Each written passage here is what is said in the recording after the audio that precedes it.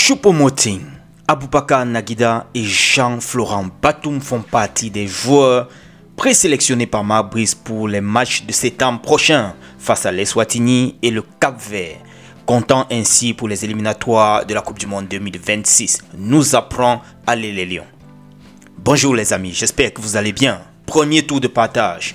Je vous ai souvent dit que Choupo-Moting était de plus en plus habile devant les filets, que voilà, on nous parle déjà d'une présélection. C'est quelque chose quand même d'intéressant. Donc on a l'œil maintenant pour les plus efficaces des Lions indomptables en club. Officiel également du côté de Jackson Tchatchoua qui a changé de Hellas Verona pour se retrouver de l'autre côté en PL. Il va donc dorénavant évoluer dans le championnat anglais.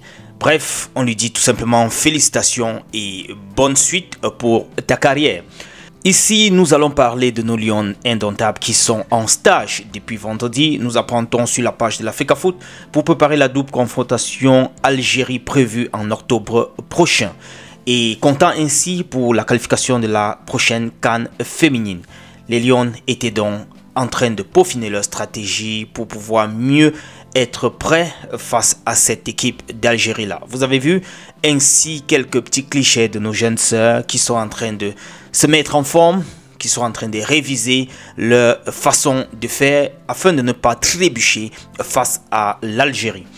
Là, nous allons également prendre quelques lions qui ont eu à bouger lors de ce mercato. Nous allons parler ici de Leandro Tawamba qui se retrouve de l'autre côté à Colombe du Sud. Voilà, arrivé à la fin, je peux dire comme ça, de son contrat dans son ancien club. Du moins, n'ayant plus de club, il a décidé, face en fin de carrière comme ça, de se tourner vers ce club-là qui a fait vraiment beaucoup d'exploits ces 2 dernières saisons. Et il est dorénavant un sociétaire de cette équipe-là. Vous le voyez là en image, Leandro Tawamba. Il a donc participé à sa première séance d'entraînement en tant que joueur décisif de la Colombe du Sud. Voilà pour ce qui est de Tawamba. Nous allons également parler de Lionel Ateba qui était de l'autre côté à Simba SC. Et maintenant, il a rompu son contrat. L'ancien joueur de PWD de Bamenda et de Dynamo de Douala se retrouve comme ça sans club. On va un peu avoir plus d'infos dans les jours qui vont suivre sur sa nouvelle direction. Alors, Fabrizio Romano nous apprend qu'André Onana ne bouge pas, puisqu'il y avait quelques petites rumeurs qu'il annonçait déjà de retour à Inter Milan, mais il savait que cela n'en est rien. Il ne bouge pas, il va tout simplement s'accrocher à son coach Amorim pour qu'ensemble ils puissent peut-être implémenter la stratégie ou bien le projet qu'ils ont en commun pour Manchester United pour cette saison-là. Voilà, tout ceci sort parce que André Onana n'a pas participé au premier match, il était au banc de touche. Il y avait une raison, le coach l'a dit.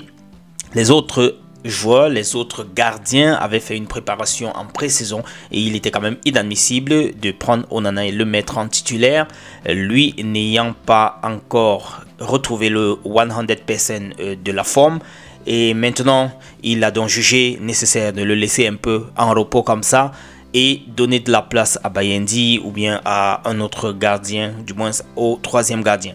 Donc voilà pour ce qui en est de André Onana. Voilà quelques images de lui en train de marcher dans les rues de l'autre côté là, avec quelques fans tout autour. Les amis, retrouvons-nous dans la prochaine rencontre, je vais dire dans le prochain tour de partage. Et d'ici à là, je vous dis bonne journée. Ciao.